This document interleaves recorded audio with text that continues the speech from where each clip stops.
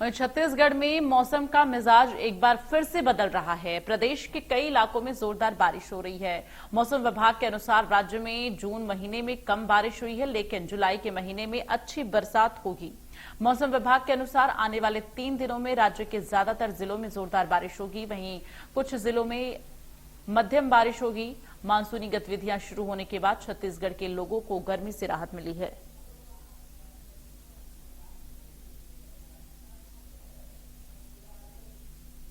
तो आपको बता दें कि मौसम का जो मिजाज है वो अब इन दिनों बदला है, चूंकि लोगों को जून के महीने में नौतपा का दौर झेलना पड़ा और इसके साथ ही लोग भीषण गर्मी से त्राहिमाम कर रहे थे। लेकिन अब जब मानसून ने दस्तक दे दी है तो अब बारिश ज्यादातर जिलों में हो रही है, जिसकी वजह से लोगों को भीषण गर्मी से राहत मिल रही है और इस बारिश के मौसम में फसलों को भी फायदा हो रहा है। हालांकि कुछ जिले ऐसे भी हैं छत्तीसगढ़ में जहां पर बारिश के साथ साथ बाढ़ की जो हलचल है वो देखने को मिलनी शुरू हो गई है। बारिश के मौसम में तमाम जिले ऐसे हैं जो जलमग्न हो जाते हैं, तमाम गांव ऐसे हैं जो जलमग्न हो जाते हैं, जिसकी वजह से लोगों को भारी दिक्कतों का भी सामना करना पड़ता है।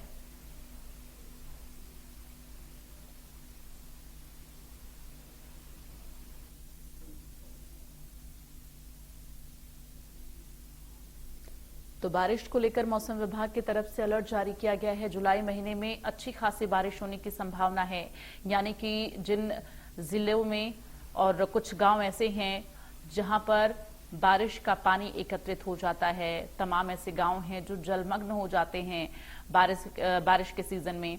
ऐसे में उन गांवों के लिए सतर्कता बेहद जरूरी है। जो निचले इलाकों में लोग रह रहे हैं उनके लिए सतर्कता बेहद जरूरी है। इस वक्त संवाददाता हमारे साथ राकेश फोन लाइन पर ज्यादा जानकारी के लिए जुड़े हैं। राकेश, कौन कौन से वो जिले हैं जहां पर इस वक्त बारिश का दौर जारी है और इसके साथ ही मौसम विभाग की तरफ से अलर्ट के तौर पर क्या कुछ कहा गया है?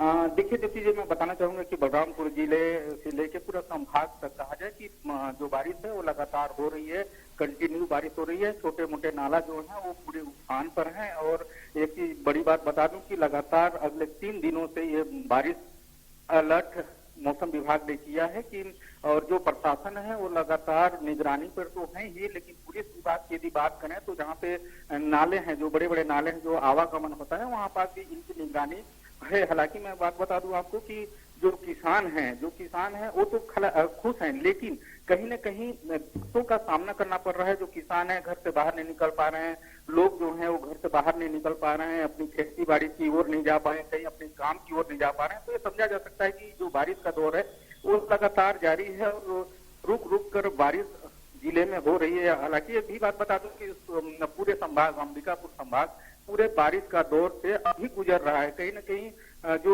लोग हैं वो परेशान नजर आ रहे हैं, जो किसान हैं वो भी अभी परेशान नजर आ रहे हैं, इसलिए कि जो खेतों में जो नर्सरी करते हैं वो कहीं न कहीं किसानों के लिए एक बहुत बड़ा समस्या बन गया है कि कहीं हमारा खेत में जो नर्सरी लगाए हैं वो खराब ना हो जाए। हालांकि ये भी मैं बात बता दूं आपको कि पूरे जिले में रुक रुक के बारिश भी हो रही है और लगातार बारिश हो रही है। यहाँ पे बता दूं रामानुजगंज में जो झारखंड और छत्तीसगढ़ की सीमा पर कन्हर नदी है, वहाँ पे भी वो नदी उफान पर है। तो कहीं न कहीं एक बहुत बड़ा प्रशासन के लिए भी चुनौती है। जो प्रशासन है, जो जिले के कलेक्टर हैं, वो अपने विभाग जो अधिकारी हैं उन अधिकारियों को अलर्ट कर दिया गया है ताकि वहाँ पे किसी भी प्रकार से कोई नुकसान ना हो। राकेश, लेकिन देखिए इस दौरान सबसे बड़ा सवाल यही है कि चूंकि इससे पहले भी जब बारिश का सीजन आया है तो हमने देखा है तमाम ऐसे गांव हैं जो जलमग्न हो जाते हैं, लोगों को दिक्कतें होती हैं। क्या प्रशासन के द्वारा उन गांवों को चिन्हित करके व्यवस्था की जा रही है पानी निकासी को लेकर? साथ ही ये भी जरा जानकारी दीजिए, क्या प्रशासन के द्वारा पहले से ये सुनिश्चित किया जा रहा है कि अगर बाढ़ जैसे हालात होंगे तो लोगों को किस तरह से राहत बचाव कार्य पहुंचाया जाएगा? देखिए दीप्ति जी, ये स्वाभाविक बात है कि जहाँ पे पानी जो लगातार गिर रहा है तो स्वाभाविक है कि जो जिले के अधिकारी हैं, जो कलेक्टर हैं, वो अपने अनुभागीय अधिकारी लोगों को अलर्ट कर दिया है। वहीं पर पटवारी लोग जितने हैं वो कहीं न कहीं वो निगरानी में तो है, लेकिन एक सबसे बड़ी बात है कि यदि पानी लगातार हो रही है तो वो जो किसान है वो तो परेशान नहीं है, जो लोग हैं वो भी परेशान है, लेकिन जो प्रशासन है वो कहीं ना कहीं अलर्ट मोड पर नजर आ रही है। हालांकि पुलिस भी वहीं पास, मैं बता दूं कि जो नदियां हैं जो लोगों के लिए समस्या बनी रहती है, वो वहाँ पे पुलिस विभाग के भी लोग निगरानी बनाए हुए हैं। दीप्ति जी, बिल्कुल। ऐसे में राकेश, जिन गांवों में हमेशा से देखा गया बाढ़ जैसे हालात उत्पन्न हुए हैं, उन गांवों में जो लोग रहते हैं हमेशा से उनके आशियाने जो है पूरी तरह से तबाह हो जाते हैं, उन लोगों से बातचीत हो पाई? उनका क्या कुछ कहना है? बारिश का सीजन शुरू हुआ है तो वो खुद के बचाव के लिए क्या सोचे हैं?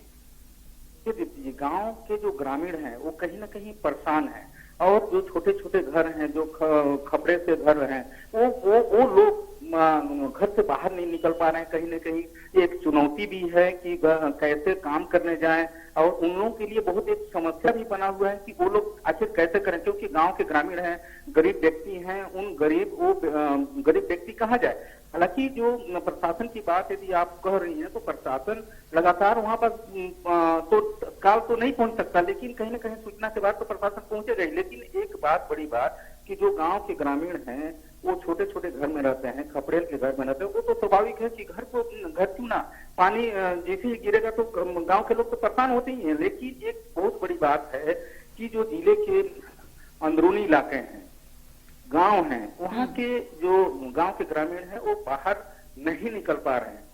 दीप्ति जी, ठीक है, चलिए, तमाम जानकारी के